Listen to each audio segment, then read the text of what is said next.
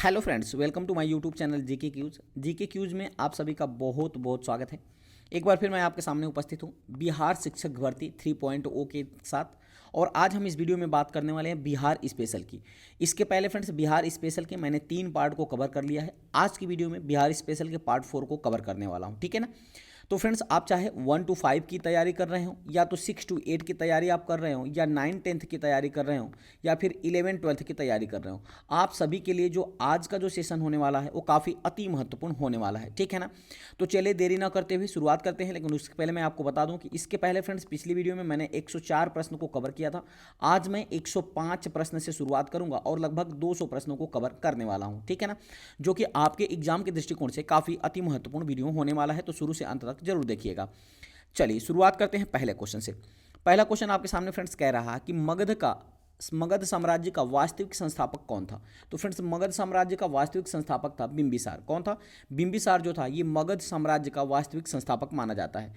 याद रखिएगा बिंबिसार कौन था। तो फ्रेंड्स हर्यक वंश का भी संस्थापक किसको माना जाता है? तो हर्यक वंश का संस्थापक था बिंबिसार। और इसके पुत्र का नाम था अजातशत्रु। पुत्र का नाम क्या था फ्रेंड्स? अजातशत्रु। और याद रखिएगा अजातशत्रु ने अपने पिता बिंबिसार को मार करके मगध का शासक बन गया था। और अजातशत्रु का पुत्र था उदयन। ये भी आपको याद रखना है कि अजातशत्रु का पुत्र था उदयन। उदयन ने भी अपने पिता अजातशत्रु को मार करके मगध का शासक बना था। और ये उदयन कौन था फ्रेंड्स? तो याद रखिएगा कि ये वही उदयन है जिन्होंने बिहार के पटना का नाम पाटलिपुत्र रखा था। क्या रखा था? पाटलिपुत्र रखा था। तो ये भी आपको याद रखना है। तो ये चीज़ें मैंने कोरिलेट करके आपको इसलिए समझाई ताकि इनसे जो भी प्रश्न बन जाए वो आप उसको कवर कर लें, ठीक है ना। चलिए अगले क्वेश्चन की तरफ बढ़ते हैं फ्रेंड्स। अगला क्वेश्चन कह रहा है बिहार की यात्रा करने वाला प्रथम विदेशी यात्री कौन था। तो याद रखिएगा बिहार की यात्रा करने वाला प्रथम विदेशी व्यक्ति था मेगस्थनीज। किसने था? कौन था? तो मेगस्थनीज था फ्रेंड्स। याद रखिएगा मेगस्थनीज ने इंडिका नामक पुस्तिका लिखा है। तो इसकी पुस्तिका का क्या नाम है? तो इंडिका है। ये भी आपको याद रखना है। आगे बढ़ते हैं फ्रेंड्स। अगला क्वेश्चन आपके सामने है बिहार की सबसे बड़ी बहुउद्देशीय परियोजना कौन सी है। तो फ्रेंड्स याद रखिएगा बिहार की सबसे बड़ी बहुउद्देशीय परियोजना है गंडक परियोजना। कौन सी है? गंडक परियोजना जो है ये बिहार की सबसे बड़ी बहुउद्देशीय परियोजना है। ये भी आपको याद रखना है। अगला प्रश्न है बिहार की पहली चीनी मिल कब और कहाँ स्थापित हुई थी। तो फ्रेंड्स याद रखिएगा बिहार की पहली चीनी मिल जो है ना ये पहली बात तो 1904 में स्थापित की गई थी महरौरा में। कहाँ? मरहौरा में इसको स्थापित किया गया था। तो ये भी आपको याद रखना है। अगला क्वेश्चन आपके सामने फ्रेंड्स कह रहा है बिहार का कौन सा जिला नायलॉन उद्योग के लिए प्रसिद्ध है। मोस्ट इंपॉर्टेंट प्रश्न है फ्रेंड्स। तो बिहार का जो नायलॉन के लिए प्रसिद्ध जिला है वो है मुंगेर।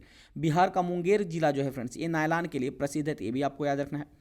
अगला प्रश्न है बिहार के प्रमुख समाचार पत्र बिहारी के संपादक कौन थे। तो काफ़ी अति महत्वपूर्ण प्रश्न आपके लिए। तो बिहार का जो प्रमुख समाचार पत्र था बिहारी इसके संपादक थे बाबू माहेश्वर प्रसाद। कौन था फ्रेंड्स? बाबू माहेश्वर प्रसाद। तो उम्मीद करते हैं फ्रेंड्स इतना प्रश्न आपको अच्छी तरह से समझ में आया होगा। चलिए इस सीरीज को आगे बढ़ाते हैं, अगले क्वेश्चन की बात करते हैं। अगला क्वेश्चन कह रहा है बसाड़ से प्राप्त मुहर में ध्रुव स्वामिनी को किसकी पत्नी बताया गया है। तो जो बसाड़ से प्राप्त मुहर है फ्रेंड्स उसमें ध्रुव स्वामिनी को चंद्रगुप्त द्वितीय की पत्नी बताया गया है। तो इसका आंसर हो जाएगा चंद्रगुप्त द्वितीय। ये भी आपको याद रखना है। अगला प्रश्न आपके सामने है बिहार में प्राकृतिक एवं जैन शास्त्र शोध संस्थान कहाँ स्थित है। तो फ्रेंड्स याद रखिएगा बिहार में प्राकृत एवं जैन शास्त्र शोध संस्थान पटना के अंदर स्थित है। कहाँ स्थित है? तो पटना में स्थित है, ठीक है ना। अगला प्रश्न आपके सामने है 2011 की जनगणना के अनुसार सर्वाधिक ग्रामीण जनसंख्या वाला जिला कौन सा है। तो 2011 की जनगणना के अनुसार सर्वाधिक ग्रामीण वाला जो जिला था फ्रेंड्स याद रखिएगा वो समस्तीपुर जिला था। कौन था जिला?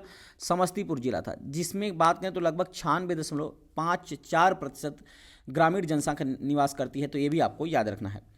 अगला प्रश्न है बिहार राज्य की मुख्य नकदी फसल कौन सी है। तो बिहार राज्य की मुख्य नकदी फसल की मैं बात करूं फ्रेंड्स तो वो है गन्ना। कौन है? बिहार राज्य की मुख्य नकदी फसल गन्ना है। तो ये भी आपको याद रखना है। अगला प्रश्न आपके सामने है 2011 की जनगणना के अनुसार बिहार में लिंगानुपात कितना है। तो फ्रेंड्स 2011 की जनगणना के अनुसार बिहार में जो लिंगानुपात है वो 918 है। कितनी है? 918। 918 का मतलब क्या होता है फ्रेंड्स? तो याद रखिएगा 918 महिलाएं प्रति 1000 पुरुषों पर 918 महिलाएं हैं बिहार के अंदर। तो ये भी आपको याद रखना है, ठीक है ना। चलिए आगे बढ़ते हैं अगले क्वेश्चन की तरफ। अगला क्वेश्चन आपके सामने कह रहा है कि कुल जनसंख्या की दृष्टि से देश में बिहार का स्थान तीसरा कौन सा स्थान है। तो बिहार का स्थान तीसरा है ना। कुल जनसंख्या की दृष्टि से भारत में बिहार का स्थान तीसरा है। और पहले स्थान पे कौन है, उत्तर प्रदेश है, दूसरे पे महाराष्ट्र है, तो ये भी आपको याद रखना है, ठीक है ना। अच्छा, वहीं जन घनत्व के मामले में अगर पूछ लिया जाए कि जन घनत्व के मामले में बिहार का कौन सा स्थान है, तो बिहार का पहला स्थान है जन घनत्व के मामले में, ठीक है ना। जबकि तीसरा स्थान है किसके मामले में, तो सबको पता है कि जनसंख्या की दृष्टि से बिहार का तीसरा स्थान है, ठीक है ना। चलिए आगे बढ़ते हैं, अगला क्वेश्चन है, जैन धर्म के 24वें तीर्थंकर महावीर स्वामी के माता पिता किन के शिष्य थे। तो जैन धर्म के जो 24वें तीर्थंकर थे महावीर स्वामी, उनके माता पिता जो थे फ्रेंड्स वो पार्श्वनाथ के शिष्य थे। किसके शिष्य थे, पार्श्वनाथ के शिष्य थे, ये भी आपको याद रखना है। अगला क्वेश्चन आपके सामने है, 27 नवंबर 1940 को बिहार के प्रथम व्यक्तिगत सत्याग्रही कौन बने थे। तो 27 नवंबर 1940 को बिहार के व्यक्तिगत प्रथम सत्याग्रही बने थे श्री कृष्ण सिंह। कौन था, श्री कृष्ण सिंह थे फ्रेंड्स, जो बिहार के मुख्यमंत्री भी बने थे 1946 के अंदर, तो ये भी आपको याद रखना है, जिसे बिहार केसरी के नाम से जाना जाता है, तो ये भी आपको याद रखना है। अगला प्रश्न है, 322 ईसा पूर्व में किस शासक ने मगध नरेश घनानंद को पराजित कर नंद वंश को समाप्त कर दिया था। तो याद रखिएगा फ्रेंड्स, पहली बात तो घनानंद को पराजित किया, नरेश जो थे वहाँ के घनानंद, इनको पराजित किया था किसने, तो चंद्रगुप्त मौर्य ने। किसने पराजित किया था, चंद्रगुप्त मौर्य ने, और नंद वंश को समाप्त कर दिया था, ये भी आपको याद रखना है, ठीक है ना। अगला प्रश्न है, भारत की कुल जनसंख्या में बिहार का कितना प्रतिशत है। तो भारत की कुल जनसंख्या में बिहार का 8.60% बिहार में निवास करती है जनसंख्या, तो इसका आंसर हो जाएगा 8.60% जो होगा, ये भारत की कुल जनसंख्या का बिहार में जनसंख्या निवास करती है। अगला प्रश्न है फ्रेंड्स, याद रखिएगा, 483 ईसा पूर्व में गौतम बुद्ध की मृत्यु के समय किस भिक्षु ने कहा कि आज हम लोग मुक्त हो गए। तो फ्रेंड्स याद रखिएगा, ये कहा था सुभद्रा ने। किसने कहा था, सुभद्रा ने कहा था, यानी 483 ईसा पूर्व में गौतम बुद्ध की जब मृत्यु हुई तो उसी समय किस भिक्षु ने कहा था कि हम लोग मुक्त हो गए, तो सुभद्रा ने कहा था। अगला क्वेश्चन है, 2011 की जनगणना के अनुसार 0 से 6 वर्ष की आयु वर्ग में लिंगानुपात की दर क्या है। तो वो है फ्रेंड्स, याद रखिएगा कितनी है, तो 935 है। 935 लिंगानुपात है 2011 की जनगणना के अनुसार 0 से 6 वर्ष की आयु के बच्चों की ना, या कह सकते हैं शिशु लिंगानुपात बिहार में कितनी है, तो 935 है। अगला प्रश्न है, 6 अगस्त 1942 को हजारीबाग में किन दो नेताओं को गिरफ्तार किया गया था। तो याद रखिएगा, 6 अगस्त 1942 को हजारीबाग में दो नेताओं को गिरफ्तार किया गया था, जिनमें से एक का नाम था नारायण सिंह और दूसरे का नाम था सुखलाल सिंह। याद रखिएगा क्या नाम था, नारायण सिंह, और दूसरे का नाम था सुखलाल सिंह, तो ये भी आपको याद रखना है। अगला प्रश्न है, 83 दिन की तपस्या के बाद पार्श्वनाथ को कहाँ पर ज्ञान की प्राप्ति हुई थी। तो याद रखिएगा, 83 दिन की तपस्या के बाद पार्श्वनाथ को संभेद पर्वत, कहाँ पर, संभेद पर्वत पर ज्ञान की प्राप्ति हुई थी, ये भी आपको याद रखना है। अगला प्रश्न है फ्रेंड्स, बिहार की प्रथम महिला मुख्यमंत्री कौन है। तो फ्रेंड्स याद रखिएगा, बिहार की प्रथम महिला मुख्यमंत्री हैं राबड़ी देवी। कौन है, बिहार की प्रथम महिला मुख्यमंत्री राबड़ी देवी हैं, तो ये भी आपको याद रखना है। अगला प्रश्न है, अखंड बिहार के पहले मुख्यमंत्री कौन थे। तो फ्रेंड्स अखंड बिहार के पहले मुख्यमंत्री थे डॉक्टर श्री कृष्ण से। कौन थे, डॉक्टर श्री कृष्ण सिंह जो थे, ये अखंड बिहार के पहले मुख्यमंत्री थे, जिन्होंने 1946 से लेकर के 1961 तक बिहार के मुख्यमंत्री के पद पर रहे थे, ठीक है ना। अगला क्वेश्चन है, 1857 की क्रांति के नेता कुंवर सिंह की मृत्यु कब हुई थी। तो याद रखिएगा, 9 मई 1858 को 1857 का क्रांति का नेतृत्व कर रहे नेता कुंवर सिंह की मृत्यु हो गई थी। और इनकी मृत्यु के बाद फ्रेंड्स याद रखिएगा कौन नेतृत्व किया था, तो अमर सिंह ने किया था। कौन किया था, अमर सिंह ने किया था, तो ये भी आपको याद रखना है, ठीक है। आगे बढ़ते हैं फ्रेंड्स, अगला क्वेश्चन है, इलाहाबाद प्रशस्ति की रचना किसने की थी। तो हरिसेन के द्वारा इलाहाबाद प्रशस्ति की रचना किया गया था, ये भी आपको याद रखना है। अगला क्वेश्चन है, बिहार के किस जिले में सबसे कम परिवार गरीबी रेखा के नीचे गुजर बसर करते हैं। तो याद रखिएगा, बिहार का जो सिवान जिला है ना, यहीं पर सबसे कम परिवार ऐसे परिवार हैं जो सबसे कम नीचे गुजर बसर करते हैं, तो ये भी आपको याद रखना है। अगला प्रश्न है, इल्तुतमिश ने बिहार में किसे अपना प्रथम सूबेदार नियुक्त किया था। तो आपको बताना है फ्रेंड्स कि इल्तुतमिश ने बिहार में अपना प्रथम सूबेदार किसे नियुक्त किया गया था, तो मालिक जानी को। किसको, मालिक जानी को किया था, ये भी आपको याद रखना है। अगला प्रश्न है, शिशुनाग की मृत्यु के पश्चात कौन मगध की गद्दी पर बैठा था। तो शिशुनाग की मृत्यु के बाद फ्रेंड्स याद रखिएगा कालाशोक। कौन बैठा था, कालाशोक जो है, जिसे काकर्ण के नाम से जाना जाता है, तो कालाशोक जो है वो मगध की गद्दी पर बैठा था। आगे बढ़ते हैं, अगला क्वेश्चन है आपके सामने, जो है 6वीं ईसा पूर्व में विश्व की प्रथम गणतांत्रिक व्यवस्था कहाँ की थी। तो विश्व की प्रथम गणतंत्रात्मक व्यवस्था वैशाली की थी। कहाँ की थी, वैशाली की थी 6वीं ईसा पूर्व के सदी में, ठीक है। अगला प्रश्न है, प्रख्यात कवि विद्यापति कहाँ के निवासी थे। तो याद रखिएगा, प्रख्यात कवि जो विद्यापति थे ये बेनीपट्टी मधुबनी के निवासी थे। कहाँ के थे, बेनीपट्टी मधुबनी के निवासी थे। अगला प्रश्न है 1905 ईस्वी में बंगाल विभाजन के बाद किस आंदोलन की शुरुआत हुई थी? तो फ्रेंड्स याद रखिएगा 1905 में जब बंगाल को बांट दिया गया, यानी पूर्वी बंगाल और पश्चिमी बंगाल में, तो उस समय स्वदेशी आंदोलन की शुरुआत हुई थी। किस आंदोलन की शुरुआत हुई थी? तो स्वदेशी आंदोलन के, ये भी आपको याद रखना है, ठीक है।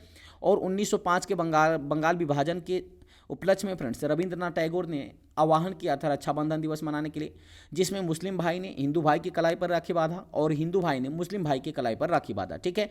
और इस दिन फ्रेंड्स, जिस दिन विभाजन हुआ था 16 अक्टूबर 1905 को, याद रखिएगा 16 अक्टूबर 1905 को जब विभाजन हुआ था, तो उस दिन फ्रेंड्स पूरे बंगाल में शोक दिवस के रूप में भी मनाया गया था, तो ये भी आपको याद रखना है, ठीक है। चलिए आगे बढ़ते हैं। अगला क्वेश्चन है, बंगाल से बिहार को पृथक कराने में महत्वपूर्ण भूमिका निभाने वाले सच्चिदानंद सिन्हा बिहार, बंगाल एवं उड़ीसा लेजिस्लेटिव असेंबली के सदस्य कब बने? तो 1920 में इन्होंने सदस्य बने थे, ये भी आपको याद रखना है। अगला प्रश्न है, बख्तियार खिलजी की हत्या किसने और कब की थी? तो फ्रेंड्स याद रखिएगा, बख्तियार खिलजी की हत्या अली मर्दान खिलजी ने की थी और 1206 ईस्वी में किया था, ठीक है ना। बख्तियार खिलजी की हत्या किसने और कब की थी? तो अली मर्दान खिलजी ने किया था और 1206 ईस्वी में किया था, ये भी आपको याद रखना है। अगला प्रश्न है, वर्ष 2011 की जनगणना के अनुसार बिहार की दशकी वृद्धि दर कितने प्रतिशत रही है? तो 25.07% रही है 2011 की जनगणना के अनुसार बिहार की दशकी वृद्धि दर, ठीक है ना। चलिए आगे बढ़ते हैं। अगला क्वेश्चन है, बख्तियार खिलजी ने कब लक्ष्मण सेन की राजधानी नादिया पर आक्रमण किया था? तो याद रखिएगा 1203 से 1204 के बीच में फ्रेंड्स बख्तियार खिलजी ने लक्ष्मण सेन की राजधानी नादिया पर आक्रमण किया था। अगला प्रश्न है, बौद्ध धर्म के संस्थापक गौतम बुद्ध गृह त्याग के उपरांत सर्वप्रथम कहाँ गए थे? तो बौद्ध धर्म के जो संस्थापक माने जाते हैं गौतम बुद्ध, इन्होंने फ्रेंड्स याद रखिएगा जब इन्होंने घर त्यागा था तो पहली बार अलार कलाम के आश्रम में गए थे, वैशाली के अंदर, ठीक है ना। कहाँ गए? तो अलार कलाम के आश्रम गए थे। अगला प्रश्न है, बिहार में टीन खनिज किस जिले में मिलता है? तो बिहार में जो टीन खनिज है ना फ्रेंड्स, ये मिलता है गया जिले में ना। कहाँ मिलता है? गया जिले में। गया जिले से दो प्रश्न और आपको याद रखना है, सबसे गर्म जिला भी बिहार का कौन सा? गया है। और सबसे ठंडा जिला भी बिहार का कौन सा है? तो गया है। तो ये दोनों प्रश्न भी आपको याद रखना है।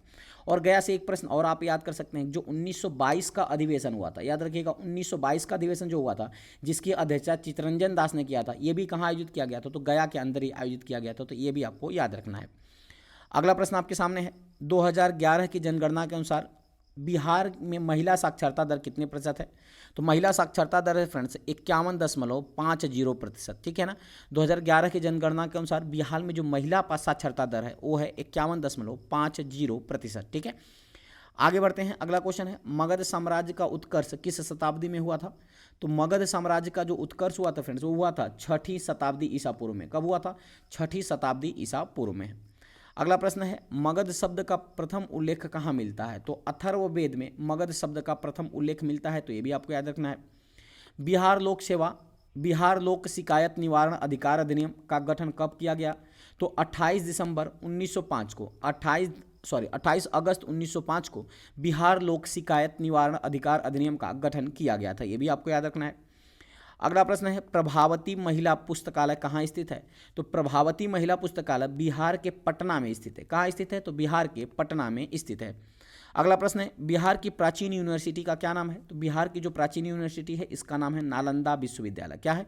नालंदा विश्वविद्यालय बिहार के प्राचीन यूनिवर्सिटी का नाम है, ठीक है ना। आगे बढ़ते हैं फ्रेंड्स। अगला क्वेश्चन आपके सामने कह रहा है कि बरौनी तेल शोधक कारखाना कब स्थापित किया गया? तो फ्रेंड्स याद रखिएगा, बरौनी तेल शोधक कारखाना जो है 1966 में स्थापित किया गया था। अगर मैं बात करूं कि बरौनी तेल शोधक कारखाना जो है फ्रेंड्स ये किस बिहार के किस जिले में है? तो बिहार के बेगूसराय में है। कहाँ है? तो बेगूसराय में है। ये पिछली बार प्रश्न आपके एग्जाम में पूछा गया था, ठीक है ना। चलिए आगे बढ़ते हैं अगले क्वेश्चन की तरफ। अगला क्वेश्चन आपके सामने फ्रेंड्स याद रखिएगा, कह रहा है बिहार का प्रथम अंग्रेजी समाचार पत्र कौन सा था? तो फ्रेंड्स याद रखिएगा, बिहार का प्रथम अंग्रेजी समाचार पत्र था द बिहार हेराल्ड। क्या था? द बिहार हेराल्ड जो था ये बिहार का प्रथम अंग्रेजी समाचार पत्र था, तो ये भी आपको याद रखना है। अगला प्रश्न आपके सामने है, बरौनी तेल शोधन कारखाने की स्थापना किस देश के सहयोग से की गई थी? मोस्ट इंपॉर्टेंट प्रश्न है फ्रेंड्स। तो याद रखिएगा, बरौनी तेल शोधन कारखाने का जो स्थापना किया गया था वो सोवियत किसके द्वारा? तो सोवियत संघ एवं रोमानिया के द्वारा किया गया था, तो ये भी आपको याद रखना है। अगला प्रश्न है, मगध साम्राज्य का सबसे छोटा राज्य कौन सा था? तो मगध साम्राज्य का सबसे छोटा राज्य था कलिंग। कौन था फ्रेंड्स? कलिंग जो था ये मगध साम्राज्य का सबसे छोटा राज्य था। आगे बढ़ते हैं अगले क्वेश्चन की तरफ फ्रेंड्स, याद रखिएगा। अगला क्वेश्चन कह रहा है बांका जिले के बौंसी में स्थित मंदार पहाड़ी के किस शासक का अभिलेख मिलता है। तो मंदार पहाड़ी पर किस शासक का अभिलेख मिलता है जिसमें तालाब खुदवाने और विष्णु की प्रतिमा स्थापित करने का वर्णन मिलता है। तो याद रखिएगा फ्रेंड्स, ये कहाँ मिलता है, तो ये मिलता है आदित्य सेन। किसका है, तो आदित्य सेन का है, ये भी आपको याद रखना है। अगला प्रश्न आपके सामने है, याद रखिएगा। 2011 की जनगणना के अनुसार 6 वर्ष से कम उम्र के बच्चों की संख्या कितने प्रतिशत है। तो फ्रेंड्स याद रखिएगा, ये है बिहार के अंदर 17.90%। कितनी है, 17.90%। अगला प्रश्न है कोटेश्वर नाथ का शिव मंदिर कहाँ स्थित है। तो फ्रेंड्स कोटेश्वर नाथ का जो शिव मंदिर है ना, ये जहानाबाद में स्थित है। कहाँ स्थित है, जहानाबाद में स्थित है, ये भी आपको याद रखना है। अगला प्रश्न आपके सामने है बिहार स्कूल ऑफ योगा मुंगेर की स्थापना किसने किया था। तो बिहार में स्कूल ऑफ योगा जो कि मुंगेर में है, इसकी स्थापना किया था फ्रेंड्स, याद रखिएगा, स्वामी सत्यानंद सरस्वती ने। किसने किया था, स्वामी सत्यानंद सरस्वती ने। आगे बढ़ते हैं, अगला क्वेश्चन है बांकीपुर पटना में कांग्रेस अधिवेशन की स्वागत समिति के अध्यक्ष कौन थे। तो स्वागत समिति के अध्यक्ष की बात करें फ्रेंड, तो याद रखिएगा वो थे मौलाना मजहर उल हक। कौन था, मौलाना मजहर उल हक। लेकिन अगर यही पूछे कि बिहार का जो पटना में कांग्रेस का अधिवेशन हुआ था, बांकीपुर पटना में जो 1912 का अधिवेशन हुआ था ना, इसकी अध्यक्षता किसने किया था। तो इसकी अध्यक्षता किया था R.N. मुधोलकर। किसने किया था, R.N. मुधोलकर ने इसकी अध्यक्षता किया था। तो ये भी आपको याद रखना है, ठीक है ना। जबकि बिहार का जो स्वागत समिति था ना, उसके अध्यक्ष कौन थे, तो मौलाना मजहर उल हक थे, ये भी आपको याद रखना है। आगे बढ़ते हैं, अगला क्वेश्चन है बाबा ब्रह्मेश्वर नाथ का मेला बिहार के कहाँ आयोजित किया जाता है। तो ये फ्रेंड्स आयोजित किया जाता है बक्सर के अंदर, ठीक है ना। बाबा ब्रह्मेश्वर नाथ का मेला बिहार के बक्सर में आयोजित किया जाता है। अगला प्रश्न आपके सामने है बिहार का अधिकांश क्षेत्र किस मिट्टी से आच्छादित है। तो बिहार का जो अधिकांश क्षेत्र है फ्रेंड्स, वो जलोढ़ मिट्टी से आच्छादित है, ये भी आपको याद रखना है। अगला प्रश्न आपके सामने कह रहा है कि बुद्ध स्मृति स्तूप सह सम्यक दर्शन संग्रहालय की स्थापना कहाँ की गई है। तो याद रखिएगा बुद्ध स्मृति स्तूप सह सम्यक दर्शन संग्रहालय की जो स्थापना किया गया है, ये किया गया है वैशाली के अंदर। कहाँ किया गया है, वैशाली के अंदर किया गया है। अगला प्रश्न है बौद्ध धर्म में अशोक को दीक्षित करने वाला विद्वान कौन था। तो बौद्ध धर्म में अशोक को दीक्षित करने वाला जो विद्वान था फ्रेंड्स, याद रखिएगा वो था उपगुप्त। कौन था, उपगुप्त, या कह सकते हैं मोगलीपुत्र तिस्स। क्या कह सकते हैं, मोगलीपुत्र तिस्स कह सकते हैं, ठीक है ना। अगला प्रश्न आपके सामने फ्रेंड्स, याद रखिएगा मोस्ट इंपॉर्टेंट प्रश्न है बौद्ध धर्म में अशोक को दीक्षित करने वाला विद्वान कौन था, ये मैंने आपको बता दिया। बिहार के कुल क्षेत्रफल के कितने प्रतिशत पर वन का विस्तार पाया जाता है। तो बिहार के लगभग 7.21% पर क्षेत्रफल पर जो है वन पाया जाता है, ये भी आपको याद रखना है। अगला प्रश्न है बख्तियार खिलजी ने बिहार और बंगाल के क्षेत्र को जीतकर कहाँ राजधानी स्थापित की थी। तो ये फ्रेंड्स किया था लखनऊती में। कहाँ किया था, तो लखनऊती में किया था, ये भी आपको याद रखना है। अगला प्रश्न है वर्ष 2011 की जनगणना के अनुसार बिहार में कितनी प्रतिशत जनसंख्या ग्राम एवं नगरों में निवास करती है। तो याद रखिएगा गांव में निवास करने वाली जनसंख्या कितनी है, यानी ग्रामीण जनसंख्या जो है फ्रेंड्स, याद रखिएगा वो कितनी है, तो ये है 88.70%। जबकि नगरीय जनसंख्या की बात करें तो नगरीय जनसंख्या है बिहार में 11.30%, ये भी आपको याद रखना है। अगला प्रश्न आपके सामने है बौद्ध धर्म किस तरह का धर्म है। तो फिर अनिश्वरवादी है, जो कि ईश्वर में विश्वास नहीं करता है। ये बौद्ध धर्म जो है अनिश्वरवादी है। अगला प्रश्न है किस जिले को बर्मी कंपोस्ट का जिला माना जाता है। तो फ्रेंड्स याद रखिएगा बिहार का जो बेगूसराय जिला है ना, इसी को बर्मी कंपोस्ट का जिला माना जाता है। अगला प्रश्न है बिहार के किस स्थान पर भगवान बुद्ध को ज्ञान का प्राप्ति हुआ था। तो बिहार का जो बोध गया है ना, यहीं पर भगवान बुद्ध को ज्ञान की प्राप्ति हुई थी, तो ये भी आपको याद रखना है। अगला प्रश्न आपके सामने है सितंबर 1928 में हिंदुस्तान सोशलिस्ट रिपब्लिक आर्मी की बैठक में बिहार का नेतृत्व किस क्रांतिकारी के द्वारा किया गया था। तो याद रखिएगा बिहार का नेतृत्व जो है फ्रेंड्स, ये फणींद्रनाथ घोष के द्वारा किया गया था, जो कि 1928 में हिंदुस्तान सोशलिस्ट रिपब्लिकन आर्मी की बैठक का नेतृत्व किया था। अगला प्रश्न आपके सामने है फ्रेंड्स कि बौद्ध संघ जनतांत्रिक प्रणाली पर आधारित था। संघ में प्रवेश करने के लिए किसी भी व्यक्ति की न्यूनतम आयु कितनी अनिवार्य थी। तो कुल 15 वर्ष आयु न्यूनतम अनिवार्य थी, ये भी आपको याद रखना है। अगला प्रश्न आपके सामने है 2011 की जनगणना के अनुसार बिहार की कुल जनसंख्या भारत की कुल जनसंख्या का कितना प्रतिशत है। तो बिहार की कुल जनसंख्या भारत की कुल जनसंख्या का 8.58% है, या इसी को कहा जाता है 8.60%। ठीक है फ्रेंड्स, ये भी आपको याद रखना है। अगला प्रश्न आपके सामने है बौद्ध साहित्य के त्रिपिटक में कौन कौन से ग्रंथ आते हैं। तो बौद्ध साहित्य का जो त्रिपिटक है ना फ्रेंड्स, इसके अंतर्गत आता है सुत्त पिटक, इसके अंतर्गत आता है विनय पिटक, और इसी के अंतर्गत आता है अभिधम्म पिटक। तो त्रिपिटक के अंतर्गत कौन कौन से पिटक आते हैं? तो सुत्त पिटक, विनय पिटक और अभिधम्म पिटक, ये भी आपको याद रखना है। अगला प्रश्न कह रहा है फ्रेंड्स कि बिहार लोक सेवा आयोग के प्रथम अध्यक्ष कौन थे? तो याद रखिएगा ये थे राजधारी सिन्हा। कौन थे? बिहार लोक सेवा आयोग के प्रथम अध्यक्ष थे राजधारी सिन्हा, ये भी आपको याद रखना है। अगला प्रश्न आपके सामने फ्रेंड्स याद रखिएगा, कुंवर सिंह कहाँ के राजा थे? तो फ्रेंड्स कुंवर सिंह जो थे ना, ये जगदीशपुर के राजा थे। कहाँ के? जगदीशपुर, जो कि भोजपुर में पड़ता है, वहीं के राजा थे कुंवर सिंह, ये भी आपको याद रखना है। अगला प्रश्न आपके सामने कह रहा है कि कौन सा नाट्य जाट जाटिन के साथ प्रस्तुत किया जाता है? तो याद रखिएगा फ्रेंड्स, जो भकुली बंका जो नाट्य है ना, यह जाट जाटिन के साथ प्रस्तुत किया जाता है, ये भी आपको याद रखना है। अगला प्रश्न आपके सामने है, बिहार के लोगों की जीविका का मुख्य साधन क्या है? तो बिहार के लोगों की जीविका का मुख्य साधन था कृषि। कौन था साहब फ्रेंड्स? तो कृषि था। अगला प्रश्न आपके सामने है, बोध गया में महाबोधि मंदिर का निर्माण किस स्थल पर किया गया था? तो बोध गया में महाबोधि मंदिर का जो निर्माण किया गया था फ्रेंड्स, वो गौतम बुद्ध के ज्ञान प्राप्ति स्थल पर किया गया है, ये भी आपको याद रखना है। गांधी जी का चंपारण सत्याग्रह किससे जुड़ा था? तो फ्रेंड्स याद रखिएगा, गांधी जी का जो चंपारण सत्याग्रह था, ये 3 कठिया प्रणाली से जुड़ा हुआ था। यानी अंग्रेज जो थे ना, ये 3/20 हिस्से, यानी कि 3 हिस्से पर नील की खेती करना अनिवार्य कर दिया गया था, जिसके तहत गांधी जी ने चंपारण सत्याग्रह चलाया था 1917 के अंदर। ठीक है ना, ये भी आपको याद रखना है। अगला प्रश्न है, याद रखिएगा, बिहार राज्य की पहली रेलवे का क्या नाम था? तो बिहार राज्य की पहली रेलवे का नाम था ईस्ट इंडिया रेलवे। क्या था? ईस्ट इंडिया रेलवे था बिहार राज्य की पहली रेलवे का नाम। अगला प्रश्न है, 2011 की जनगणना के अनुसार सर्वाधिक जनघनत्व वाला जिला कौन सा है? तो 2011 की जनगणना के अनुसार सर्वाधिक जनघनत्व वाला जिला है शिवहर। क्या है? शिवहर। याद रखिएगा, यहाँ पर 1180 प्रति व्यक्ति वर्ग किलोमीटर पर निवास करते हैं, तो ये भी आपको याद रखना है। अगला प्रश्न है, न्यूनतम जनसंख्या घनत्व वाला जिला कौन सा है? तो न्यूनतम जनसंख्या घनत्व वाला जिला है कैमूर। कैमूर जिला जो है फ्रेंड्स, ये न्यूनतम जनसंख्या घनत्व वाला जिला है, जहां पर महज 488 व्यक्ति प्रति वर्ग किलोमीटर पर निवास करते हैं। अगला प्रश्न आपके सामने है, न्यूनतम जनसंख्या घनत्व वाला जिला कौन सा है? तो न्यूनतम जनसंख्या घनत्व वाला जिला है फ्रेंड्स, याद रखिएगा, कैमूर जिला। कौन सा है? कैमूर जिला, जहाँ पर महज 488 व्यक्ति प्रति वर्ग किलोमीटर पर निवास करते हैं। अगला प्रश्न है, सर्वाधिक जनसंख्या दशकीय वृद्धि दर वाला जिला कौन सा है? तो सर्वाधिक जनसंख्या दशकीय वृद्धि दर वाला जिला है मधेपुरा। कौन सा है? तो मधेपुरा है, तो ये भी आपको याद रखना है। अगला प्रश्न है, न्यूनतम जनसंख्या दशकीय वृद्धि दर वाला जिला कौन सा है? तो एक गोपालगंज है। न्यूनतम जनसंख्या दशकीय वृद्धि दर वाला जिला गोपालगंज है, ये भी आपको याद रखना है। अगला प्रश्न है, बिहार सरकार द्वारा नई विज्ञापन नीति 2016 का गठन कब किया गया था? तो ये किया गया था 12 सितंबर को। कब किया गया था? 12 सितंबर 2016 को बिहार सरकार द्वारा नई विज्ञापन नीति 2016 का गठन किया गया था। अगला प्रश्न है, बिहार स्टूडेंट क्रेडिट कार्ड योजना की शुरुआत कब की गई थी? तो याद रखिएगा, ये 2 अक्टूबर 2016 को बिहार स्टूडेंट क्रेडिट कार्ड योजना की शुरुआत की गई थी, तो ये भी आपको याद रखना है। अगला प्रश्न है, चीनी साहित्य के अनुसार बुद्ध का जन्म कब हुआ था? तो चीनी साहित्य के अनुसार बुद्ध का जन्म हुआ था 563 ईसा पूर्व में। कब हुआ था?